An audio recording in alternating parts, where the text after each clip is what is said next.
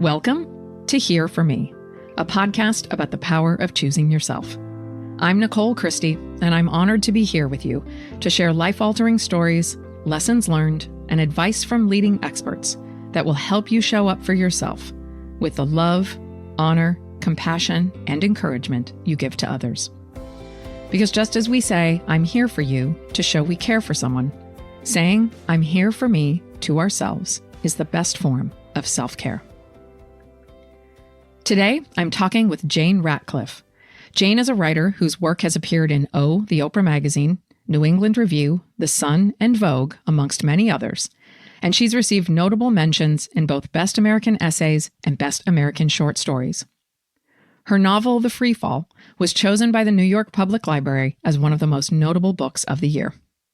She also writes the beautiful Substack newsletter Beyond, where she publishes in-depth interviews with some of the most creative minds of our time, including Cheryl Strayed, George Saunders, Danny Shapiro, Ross Gay, and Maggie Smith. What's especially inspiring about Jane is that she's accomplished so much while managing a debilitating head and brain injury she suffered in 1998 as a result of a freak accident. In the 25 years since, Jane has battled myriad intense symptoms that have often left doctors wondering how she's able to function at all. Jane's story of survival is jaw-dropping and heartbreaking on its own, but even more so because she realized that complicated relationship dynamics in her life would lead her to navigating this journey in unexpected ways. Jane prevailed by feeling her way through this intense trauma, which lifted the veil, revealed the truth, and helped her choose herself. Jane, welcome to Here For Me. Thank you. It's nice to be here. I am so delighted and honored to have you join me today. I learned of you and your work through our dear mutual friend, the writer Caroline D'Onofrio, who was on Here For Me last season. And both you and I were interviewed in Caroline's feature 5 Big Questions on her Substack newsletter Between a Rock and a Hard Place. And I was moved to tears reading about your journey, namely because so much about it epitomizes what it means to be here for yourself. It is gut-wrenching, but also awe-inspiring to hear how you continue to battle the effects of this accident, which is common with head and brain injuries, but it certainly doesn't make it any easier to cope. And for me, as a fellow writer, it is mind-boggling to imagine doing the intense cerebral work that we do while managing symptoms that would certainly sideline me. You talked about it in Caroline's newsletter: nonstop head pain, daily vertigo, severe memory loss that left you unable to find your way home from even just a block away, days-long insomnia, a nonstop racing heart, feeling like you were underwater, so much. And then on top of that, this experience really opened your eyes to some complicated dynamics in your life that made all of this even more challenging. So I just am so grateful that you're sharing your story, and I'm just so honored to have you here. Thank you. I'm honored to be here. And as I say in the questionnaire with Caroline, I just don't cry. I wish I did. I don't cry. But listening to everything that you just said has brought me close to tears. Yeah. I think when you're living through what I've lived through and what so many others have lived through and are still living through, you are caught in an extended survival mode. And extended survival mode doesn't allow for tears. You can't stop that long. You have to just keep getting through, the next minute. And I'm, wildly better than I once was, but certainly hearing my life fed back to me the way you just did really touched my heart. So thank you. You are so welcome. You are truly inspiring. And that's why I'm glad you're here today. So let's get into that. Walk us through what happened and how this initially affected your life. The story of my health is a rather sprawling one. So I'm going to do my best to keep it condensed because it covers now 25 years. But the original accident happened in 1998, and I was helping out a friend of a friend in their furniture showroom. And there was a huge tabletop mounted over the desk of the manager. And I was just there for a week helping out. And I instantly had this very intuitive response to this tabletop. and I wouldn't go near the desk. And I kept saying to the manager, how do you sit under that? Aren't you afraid it's going to fall on you? And everyone kind of teased me about it, but I absolutely would not go near it. And then on the very last day, at the very last moment, the owner asked me to mail something. So I went to the desk to get a stamp. And in that moment, the rope broke and the tabletop fell on my head. And my life has never been the same since. At that point, I kind of lost my senses one by one. And then they came back. And I had this massive laughing attack, which I've since learned is kind of like a normal nervous system response when your nervous system gets blown. And I kept saying, a tabletop fell on my head, a tabletop fell on my head. I thought it was like the funniest thing that had ever happened to me. And then I did go to emergency. And this was in the days, this is very, very hard to imagine now because so much is known about head and brain injury, but nothing was known about it then. The soldiers weren't all over the news. The football players weren't all over the news. Nothing was known about it. And had I had that kind of knowledge now, then I would have acted very differently, but I didn't. I was in my 30s. I was very healthy. I had never had any issues with my health whatsoever. I had no idea what my life was about to become. So we waited in emergency. The owner went with me for a couple hours. And then I was in a phase of my life where I felt like I was inconveniencing him. I've changed a lot since then. And so we left. I was already in debilitating pain and I was in shock, but we left. And then the next day, he did pay for me to go to his doctor. This was in New York, and his doctor's on the Upper East Side. And Nicole, no MRI, no CAT scan, no X-ray, nothing. But again, I didn't know that any of that was called for because I just didn't know anything about head and brain injury. And the people around me who were supporting me, my friends and my parents, they didn't know either. None of us knew. So he just did like kind of a cursory checkup and said I was fine. And I did have just staggering head pain for 4 months after that. But it did eventually go away. And then I thought I was fine. I now know that that's the root of everything that's come after, because one of the biggest things that I struggle with is this misalignment in my body that had I gotten proper care from the beginning and had protocols that prevented the misalignment from becoming so entrenched, I don't think I would have struggled as much as I've struggled. There's sort of two parts to what I've lived through, because one part is the brain injury and one part is the head injury, and they cross over in certain ways, but then they also each have their own path, their own journey of symptoms. So yeah, that's part one. You shared in Caroline's newsletter about how this has evolved. It's just like a ripple effect. Can you talk about how, I know it's a big story and there's a lot to it, but to help people understand what you've gone through? Well, after that, I did think I was fine. And I think it was about a year and a half later, all of a sudden I was back in debilitating pain.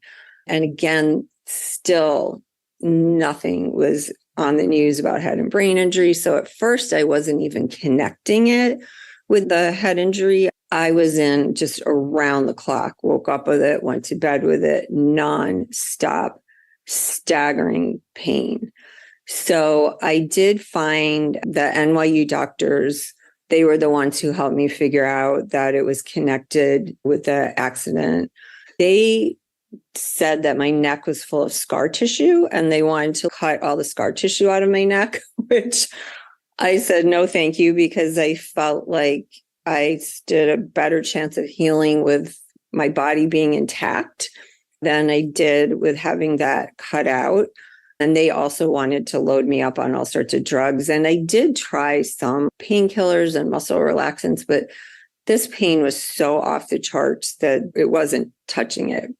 So that whole round lasted a year, and I was working during this. I was like working for VH1 and interview. And in those days, I was interviewing musicians. I was interviewing like Sinead O'Connor and Richard Ashcroft and all these bands I loved in debilitating pain. But finally, my friend helped me find Dr. Robert Gottland, who at that point was the head of sports medicine at Beth Israel.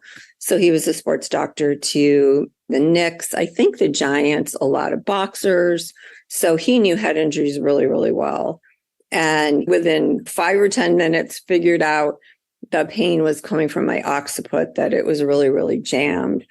And he said that the type of pain that I was dealing with was nicknamed suicide headaches because the pain is so severe. Some people can't handle it. So he said, do not do surgery, don't take the drugs. And he prescribed acupuncture and craniosacral. And those did help. It took many months, but those were the things that pulled me out of it. So then I went back into being pain-free again, maybe like a year or two. And then I went back into another round. And then that one, I think, lasted 8 or 9 months of debilitating pain. But this time I knew the care to get, and I started on the care right away, all of which is phenomenally expensive. I think at this point, I must have spent close to $300,000 on my health. And I'm like a writer and a teacher, and I can't even work to full capacity anymore. I'm kind of astounded at how much I do accomplish. So my life would be dramatically different if I had that money and also if I was healthy. But I can look back now and see some of the symptoms happened when I moved to Michigan, which is where I was born. And things got significantly worse here, dramatically worse. Some of it was building in New York. My sleep was starting to go off. I did have a couple episodes of vertigo, but they just lasted a day or two. I was starting to have anxiety and things I hadn't really struggled with to that degree before. But again, compared to the staggering pain, they seemed very mild. They passed easily. So I wasn't really paying much attention to them. And I just wanted to be back in my life. I wanted to be back in the world, which I was during the pain. I never dropped out. It's just not my nature to stop. But it's one thing doing everything when you're in that amount of pain, and another when you're not. Yeah, when you can feel like you can power through. How far into this did you move to Michigan? And I'm curious, do you think that going from the debilitating pain to the other symptoms, do you think that was maybe going to happen anyways? Or was there something about the move, the climate, how your life changed that might have triggered that? I've wondered that a lot, Nicole. I moved to Michigan, I think in like 2007. I'd been in New York 25 years. And I came back. My parents are here. They were in their 80s then. I do think there was something. I think there were two parts here. One, the weather. I am profoundly affected by low pressure, damp, thick weather. And that is Michigan a lot. So that had affected me in New York, but it didn't happen as often. The other is something that I've rarely talked about. I'm going to try talking about it a little bit now. I have a sibling. I can't even call him brother, just call him sibling, older sibling. And I'm of the generation where, we still grew up thinking boys were better, boys were smarter, boys were of more value. Everything about boys was just better. And we also didn't really have the word abusive.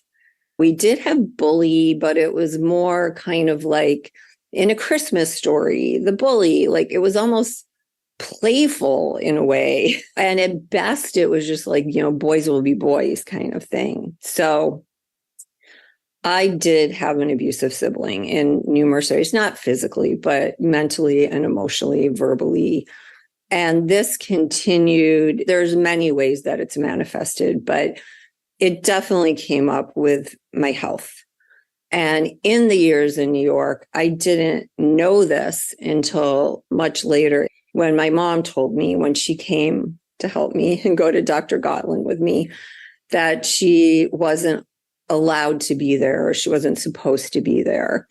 And I said, why? And she said, well, your sibling says you're faking all of this. And, we shouldn't help you because it just encourages you to fake it more. So this was devastating.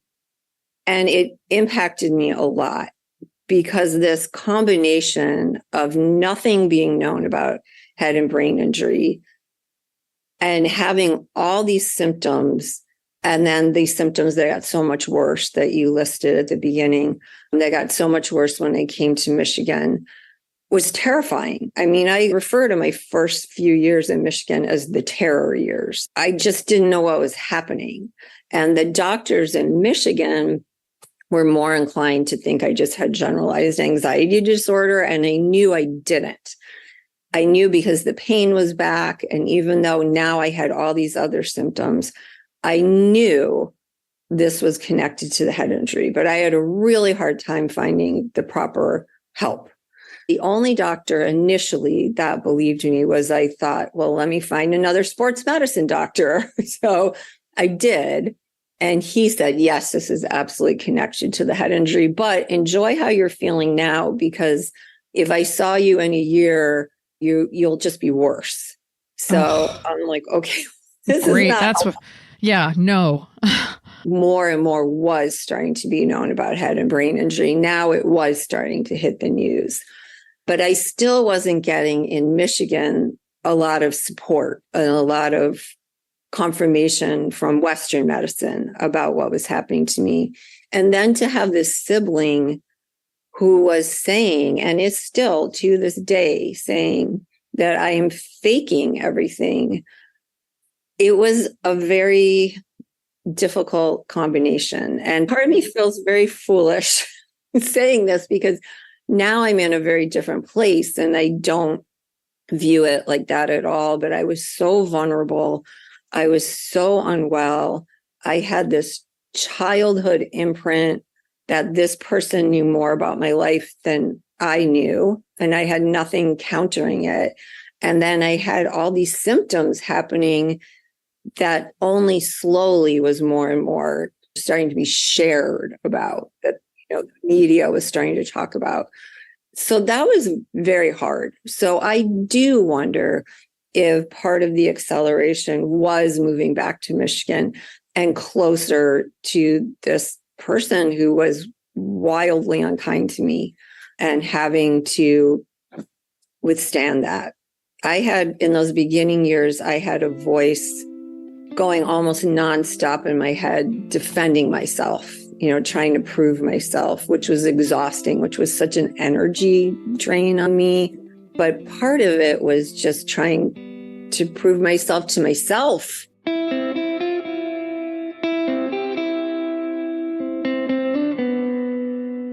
None of this part is easy for me to talk about at all. Yeah, no. It was very hard.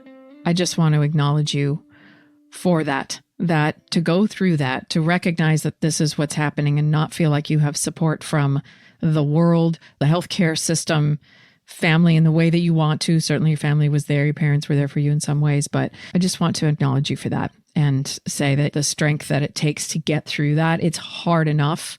It's epic superhero strength to get through what you were going through physically and then to deal with this on top of it. How did you ultimately think about ways that you cope with this sort of abuse? I've been through emotional and verbal abuse as well. What are some ways that you started to protect yourself from that? Well, one thing that did just come to mind is I have often wondered how different things might have been, maybe not, but might have been, had I had a sibling who rallied around me, who is, how can I help? Let me help find a doctor. Like, do you need groceries? What can I do for you? Can I come over and watch television with you? Instead of just constantly accusing me of faking this. Gaslighting you. You were being gaslit. Yeah. I do wonder if that would have impacted my healing. I feel like it's only in very recent years that I have started to really separate fully from that voice. It was my friends that first were saying, it was one friend in particular said to me decades ago, I don't trust your sibling. He does not have your best interest at heart. At that point, I was still so under his sway that I almost lost the friendship over it. Like I rose up in defense of my sibling. She was right. She was 100% right. And then more and more, my friends were noticing things that I just wasn't capable of noticing. But it really took, I think, me getting physically healthier and then seeing more clearly some of his behavior escalating in a variety of ways, not just in regards to my health. Also, the way that I first started getting healing, physical and mental and emotional, was Chinese medicine. That was the first doctor I found after going the rounds through all the Western medicine. And I must say, initially, I did sort of become very anti-Western medicine because my experience in Michigan was not good. It had been good in New York, but it was not good in Michigan. I went very alternative, but I have come around to more of just the integrative approach. But Dr. Liu was the doctor who helped me physically and also mentally, emotionally. And I remember him saying to me early on, are you the only one your sibling treats like this? And that really got me thinking and paying attention because I really had thought it was just me, but it wasn't. And as I became stronger within myself and definitely grew to like and love myself more, that helped. It's an interesting perspective because something that when I went through abuse recovery for narcissistic abuse, my therapist said the same thing. It's not about you. And on the one hand, that's very validating. Like you realized, oh, it's not just me. This is a way that he shows up with lots of people. That's helpful. And I don't know if you felt this also for me. I thought, oh, I'm just somebody. Apparently, I could easily be unplugged from this outlet and someone else is plugged in and will get the same treatment. It's a weird sort of mind fuck, but it also, I think, maybe helped you to let go. And the way that you learned to be there for yourself is so beautiful. I mean, it's one of the things that has moved me about your story since I first read about it. Can you talk about some of the ways that you started doing that? I know there's boxing and you have animals. I love all the modalities and tools and things that you do to take good care of yourself. Well, thank you. The boxing actually started in New York in that, not the 4-month round of pain, but the year-long one. And it had gone on for so long that I thought I may be in pain for the rest of my life. So there was boxing happening at World Gym in the basement. And my doctors thought I was nuts. My friends thought I was nuts. But I knew I needed to do this. And I have found fighters to be the most tender, gentle, kindest humans I've ever encountered. So Phil and Steve were just super kind and very, very mindful about working with me. And I think it's a huge piece of why I started getting better. Why do you think that is? I think probably like most women, had a lot of anger, and it allowed me to exert some of my anger. And then just physically moving my body. And also, I don't know if this was true then, but I have been very recently able to start up boxing again. And it's helping a lot with the vertigo because it's helping with the misalignments. So it might have been that was happening then too. And that was part of what I didn't have vertigo in New York, but that could be maybe it was helping get things, more in alignment. So that started in New York. And when I came here, I couldn't do it. But again, I recently started up. And then definitely Dr. Liu helped. And I've been studying Tibetan Buddhism, I guess, for like 3 decades now. So Rinpoche was, definitely, he has since passed, but he was alive then. And, his counsel was part of it. In Michigan, probably 1.5 years, 2 years in, I just woke up one morning with this voice saying, I love you, Jane. I love you, Jane. I love you, Jane. I love you, Jane, over and over like that, like 100 times. And I hadn't been doing affirmations. I hadn't been doing anything. So I heard this voice that had probably always been there. And looking back, I think it's like the Sinead O'Connor song, This Is to Mother You. There's one passage where she says, for child, I am so glad I found you, although my arms have always been around you. Sweet bird, although you did not see me, I saw you. And I really feel like that was what happened to me, that voice had always been there. And I just hadn't been listening and I hadn't been feeling it. And I don't know what allowed it to break through. But once it broke through, it has never left. And my relationship with it has only grown stronger and stronger.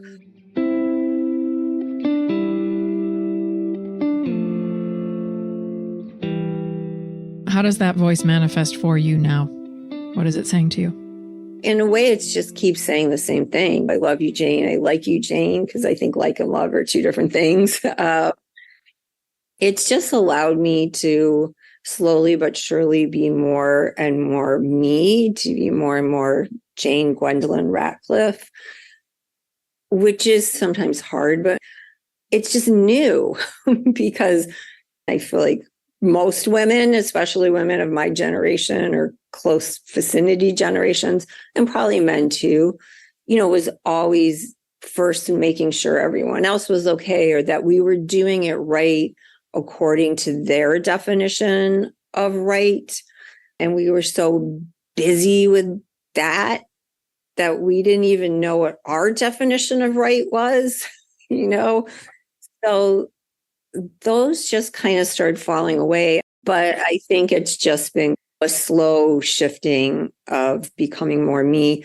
I also think this happens probably naturally as we age. I see a lot of women posting on social media who haven't been through any of this, who are talking about how they feel more and more comfortable being themselves and how grateful they are to be getting older. Yeah, I think you were probably, ahead of the curve on that for your generation, though, because of what you've been through, right? It's one of those things that almost forces some kind of awakening, if you will. And then it takes time, and letting it unfold. It's unfolded naturally and you've embraced it. But I also hear you honoring all sides of the experience. I hear you saying, I'm so grateful. And also, this is fucking hard every day just to put one foot in front of the other. Yeah.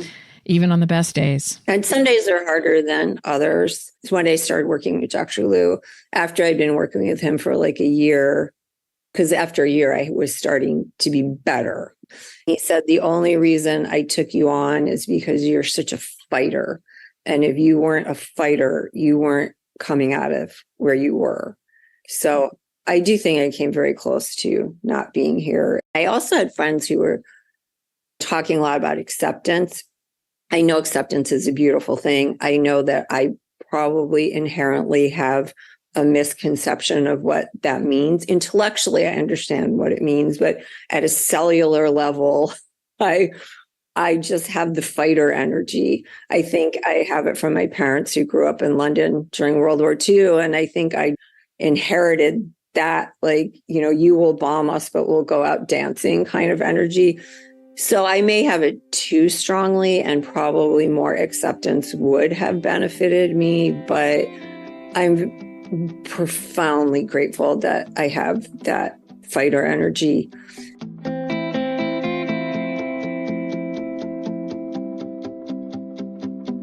And when I first moved to Michigan, and my health was starting to really go down, I was in therapy and I was struggling with, am I just faking all of this? And she said to me in therapist monotone, okay, so you had 50 or 60 pounds fall on your head. You have all the symptoms that are consistent with head and brain injury, but actually you're well. And you're just faking all the symptoms that are consistent with head and brain injury. And I just remember knowing in part, that's insane. Like, that's just ridiculous. But there was also the other part that was like, yes, that's exactly what's happening.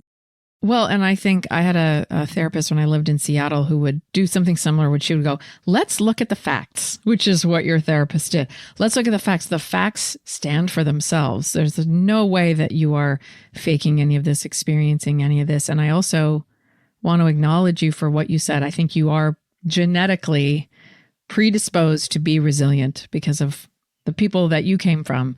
But I also think, as you were saying that, as a writer and a journalist and an interviewer and someone who goes really in depth, your curiosity and endless pursuit for understanding and facts and truth is also, I think, probably a big part of what gave you that resilience. Thank you. I do have sort of insatiable curiosity. I think I was the little kid that drove everybody nuts with all my, I know I drove asking why. Yeah, I know I drove some of my friends nuts. I think it's been almost like your work, as hard as I know it is sometimes to do because of what you to this day deal with. But I wonder if in many ways it's also been a salvation in a way, because it's given you that ability to advocate for yourself and seek the truth. Thank you. Yeah, that's also, there's so much I've realized about myself. And again, I think part of it is just getting older, but I have always been a spectacular advocate for myself. And the only part that ever doubted it was that part that was falling prey to this misconception, of myself. And I don't really know where that came from. I mean, probably 25 years in New York helped, because New Yorkers are very good at advocating for themselves. Oh, yes. I lived there. I love that about it as well.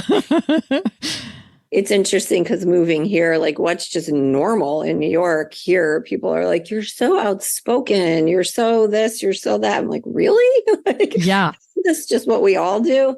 No. Yeah, that my parents are, our whole family's from Milwaukee. So I was born there, but raised in the Northwest and lived in New York for 4.5 years, many moons ago. But same, right? The Midwest is kind, but sometimes it can be a little passive aggressive.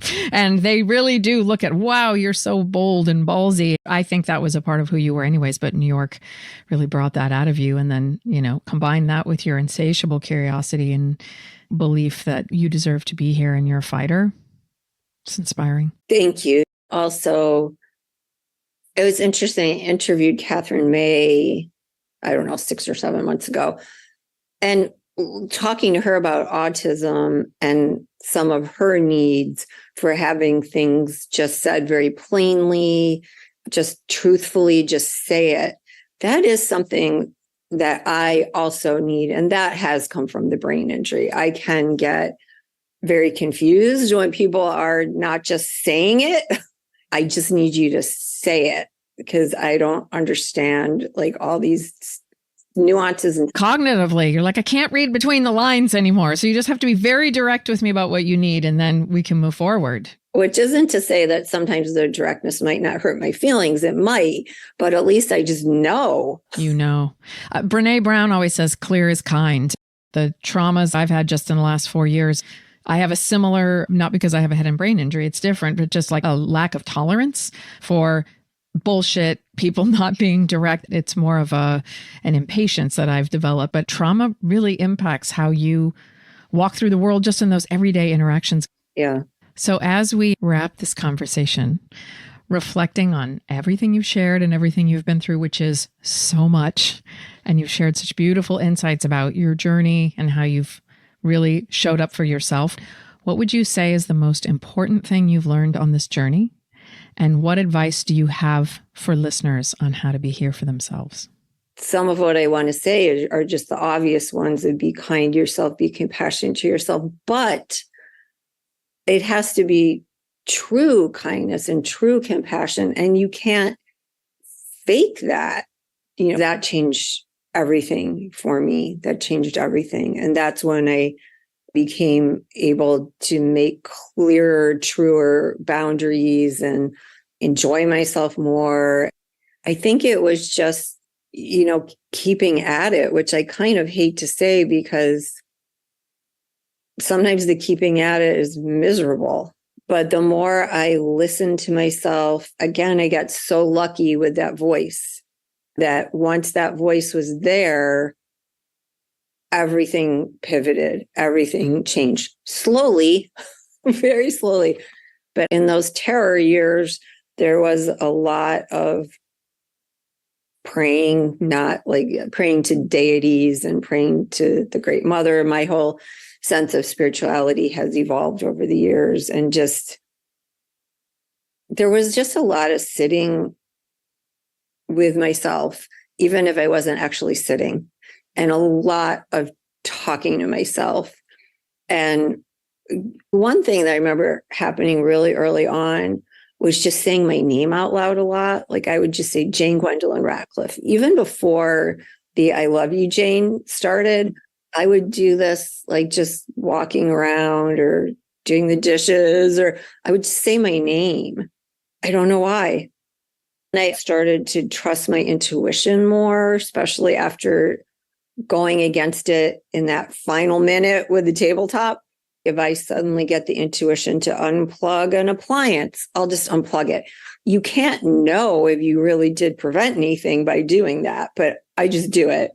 I do think it was just allowing me to hear myself and then to take seriously what I was hearing and gently honoring as best as I was able, and to the best of my ability, surrounding myself with good people who also took me seriously, people who had their own challenges and their own things that they were struggling and dealing with. And then I was trying to be as present as I could for them, like to get your village happening where you might all be in the thick of it in totally different ways, but you show up as best as you can, for each other and animals.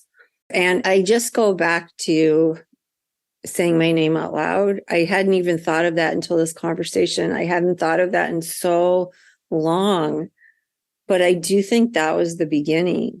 I was acknowledging myself in some way that I hadn't. And it's so funny because I remember I'd been doing it for like a year.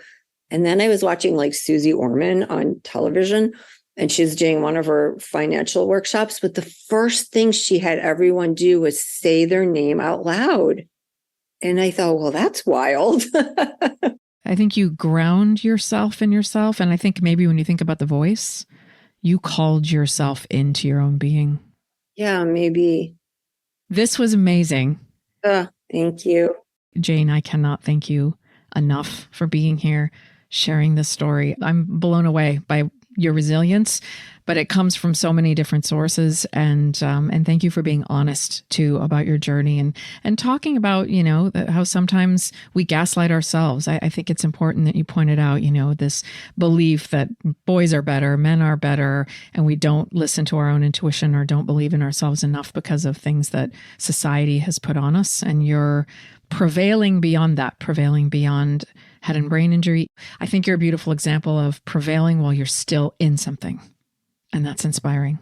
Well, thank you. And the final thing I'll say is what you just said so beautifully. One of the biggest things that I came to learn was it wasn't even my sibling.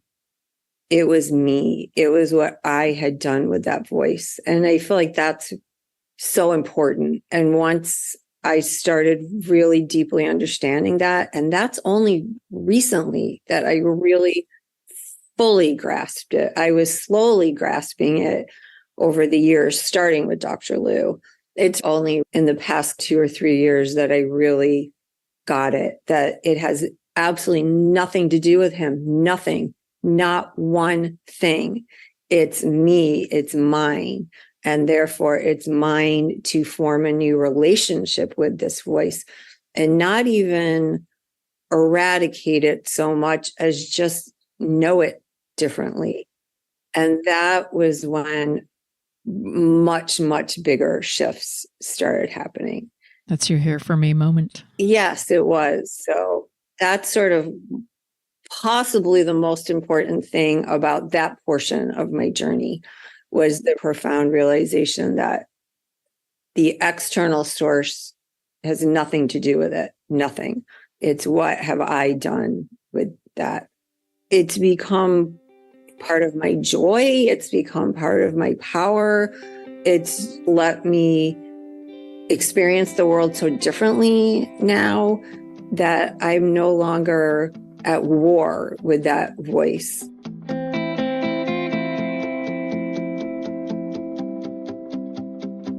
And so now I rarely hear the voice because I think it's speaking to me so differently now.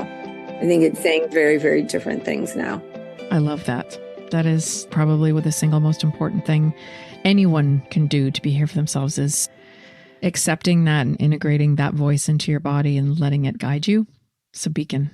It's like a magnificence that just allows me to be present to myself and to the world so differently.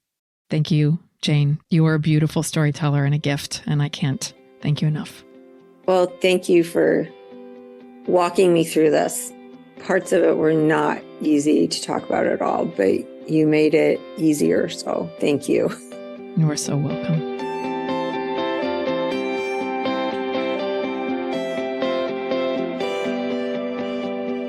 Jane Ratcliffe's story isn't just one of strength, resilience, and prevailing. It's about the power of finding your voice, of recognizing that others can't hurt us, demean us, lead us to feel small and insignificant without our consent. It doesn't condone the behavior of abusers and bullies, something both Jane and I, and likely many of you, have experienced. But it shifts the responsibility to be here for ourselves, exactly where it belongs, with us. For the last 25 years, Jane has battled the lingering effects of head and brain injury while also recognizing painful truths about a sibling, a culture that prizes men over women, and a healthcare system that isn't always listening, much less healing. All of this has made it that much more critical for Jane to show up for herself and advocate for herself. It's something that's critical for all of us, if only for one reason that's behind everything here for me. No one else will do it for us. As Jane said, kindness and compassion toward ourselves has to be true. It can't be faked. For her, it started with a lot of sitting with herself, talking to herself, saying her name out loud, Jane Gwendolyn Ratcliffe, which enabled her to step boldly into herself, her power, and announce her presence in the world. It meant listening to her intuition, those little nudges that defy cerebral explanation, but tell us something is off. A person, a situation, a vibe, a 50-pound tabletop that could fall at any moment and alter the course of a life and how it's experienced forever. That voice inside of Jane is inside all of us. It's the one that assures us we're worthy, that we needn't look outside ourselves or prove ourselves. It's the one that says, I love you, I love you, I love you, over and over. The more we hear it, the more we heed it. And the more we heed it, the more we can truly, in Jane's poetic words, embrace a magnificence that allows us to be present for ourselves and to the world. For more information about Jane and the topics discussed in this episode, check out the show notes at hereformepodcast.com.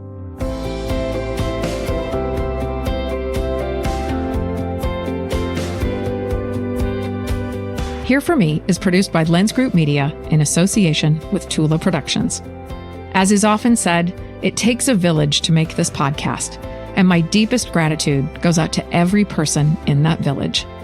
Our producers, Dave Nelson and Stacey Harris, our audio editor, JD Delgado, designer and illustrator, Amy Semfleben, and our production assistant, Sarah Carefoot. If you enjoyed this episode, I'd love it if you'd follow the show, rate, review, and share it with people you love. You can also follow me on Instagram and Facebook at Nicole J. Christie. Until next time, thank you so much for listening. Here's to you being here for you and to the power of choosing yourself.